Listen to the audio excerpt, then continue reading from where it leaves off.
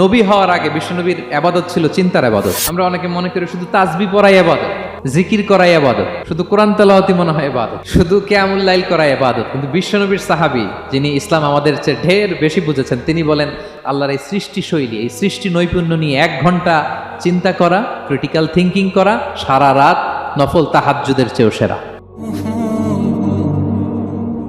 সূরা আলে ইমরানের 190 নম্বর আয়াতে আল্লাহ তাআলা বলেছেন, যারা আকাশ বাতাস পৃথিবীর সৃষ্টি নিয়ে চিন্তা করে এবং সর্ব অবস্থায় আল্লাহ তাআলার জিকির করে, ওয়া ইয়াতাফাক্কারুনা ফি খালকিস সামাওয়াতি ওয়াল আরদ, এবং তারা তাফাক্কুর করে, ক্রিটিক্যাল থিঙ্কিং করে, এবং তারা বলে মা খালাকতা হাযা বাতিলা, হে আল্লাহ তুমি অনর্থক কিছু সৃষ্টি করো নাই।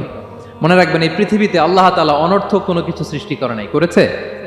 যেটাই সৃষ্টি করেছে এটা এর মধ্যে মানব কল্যাণ আছে না নাই? আল্লাহ তাআলা আমাদের জন্য কল্যাণ রেখেছেন। এবং এই আয়াত যখন নাজিল হল, বিষ্ণু ঈসা ইসলাম বললেন, ওয়াইলুন লিমান কারাআহা ওয়া লাম ইয়াতাফাক্কার ফিহা, ধ্বংস তাদের জন্য যারা এই আয়াত তেলাওয়াত করে কিন্তু এই আয়াত নিয়ে চিন্তা করে না, গবেষণা করে না। এবং কোরআনের বিভিন্ন আয়াতে আল্লাহ তাআলা বিষ্ণুনবীকে বলেছেন, নবী হে, আপনি আপনার উম্মতদেরকে নবীদের ঘটনা শোনান। কোরআনের 3 ভাগের 1 ভাগ হচ্ছে ঘটনা। পুরো কোরআনের 3 ভাগের 1 ভাগ কি? ঘটনা, স্টোরি টেলিং। কারণ গল্প মানুষের মনে দাগ কাটে। আল্লাহ তাআলা বলেছেন, ফাকসুসিল কসাসা লাআল্লাহুম ইয়াতাফাক্কারুন, নবী হে আপনি তাদেরকে কিচ্ছা শোনান, ঘটনা শোনান, নবীদের কাহিনী শোনান, লাআল্লাহুম ইয়াতাফাক্কারুন, যাতে করে তারা ক্রিটিক্যাল থিঙ্কিং করে। তারা লূত আলাইহিস সালামের কওমের ঘটনা যখন শুনে যে আল্লাহ তাআলা আপসাইড ডাউন করে দিয়েছিলেন, তারা যখন কওমে আদের ঘটনা শুনে, কওমে সামুদের ঘটনা শুনে, তারা যেন চিন্তাশীল হয়। এবং বিশ্বনবীর সাহাবী আবু দারদা রাদিয়াল্লাহু তাআলা আনহু, উনি বলতেন, তাফাক্কুরু সাআতিন খায়রুন মিন কিয়ামি লাইলা, 1 ঘন্টা কেউ যদি আল্লাহর সৃষ্টি নিয়ে চিন্তা করে, সেটা সারা রাত তাহাজ্জুদের সালাত অফার করার চেয়ে উত্তম।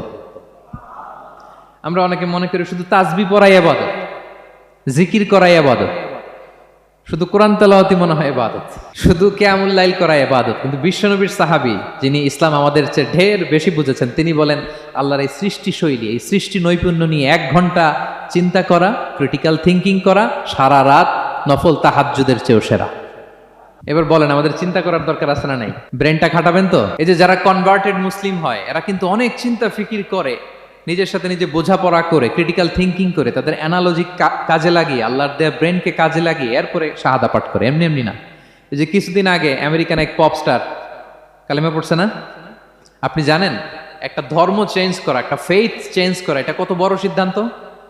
হ্যাঁ, বাপদাদার ধর্ম, বয়স 30-40, এতদিন যে ধর্ম মানলাম, এটাকে চেঞ্জ করে নতুন ধর্মে কনভার্ট হয়, এটা কত বড় সিদ্ধান্ত? Could you imagine that? It's not a joke. নিজের সাথে নিজের অনেক বোঝাপড়া করতে হয়, তারাই ক্রিটিক্যাল থিঙ্কিং করে। এবং বিষ্ণু ঈসা ইসলাম, উনি নবী হওয়ার আগেও এই চিন্তার ইবাদত করতেন।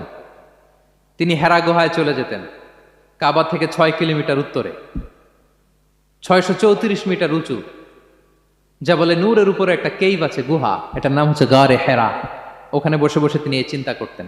তার মানে নবী হওয়ার আগে বিশ্বনবীর ইবাদত ছিল চিন্তার ইবাদত। নবী হিসেবে অ্যাসাইন্ড হওয়ার আগে বিশ্বনবীর ইবাদত কি ছিল বলেন তো? নামাজ পড়া, কোরআন তেলাওয়াত করা।